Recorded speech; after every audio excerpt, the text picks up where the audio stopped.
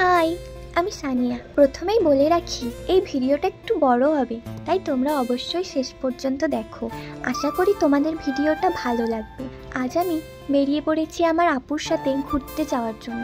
আজ যাচ্ছি India international grand trade fair. তো অবশেষে দুটো টিকিট কেটে নিলাম, গেটে এন্ট্রি দিলাম আর ঢুকে পড়লাম একদম ড্রেস শপ। এখানকার ড্রেসগুলো এক কথায় ওয়াও, বিশেষ করে এই সাদা ড্রেসগুলো এতটাই কিউট যে আমি প্রেমে পড়ে গিয়েছিলাম। কিন্তু কি আর করবো, এত দাম যে কিনতেই পারলাম না। তারপর সোজা চলে গেলাম ফুড কোর্টে। এখানে তোমার যা ইচ্ছা ফ্রিতে খেতে পারবে। আমি তো প্রায় সব ধরনের আচার ট্রাই করে ফেললাম, আর স্বাদ দারুণ। এরপর ঘুরে গেলাম জুয়েলারি শপে। এখানকার জুয়েলারির কালেকশন ছিল অসাধারণ।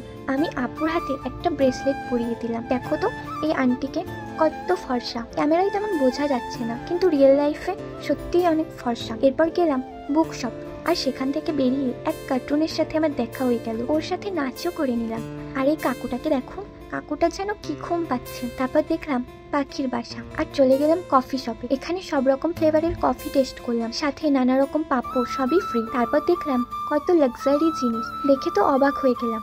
আর আফগানিস্তানের ছেলেগুলো কি সুন্দর আর ফর্সা ভাই। এরপর গেলাম সেই বিখ্যাত আদিবাসী হেয়ার অয়েলের স্টলে, আর বাচ্চাদের খেলনার দোকানেও একবার ঢুকে এলাম।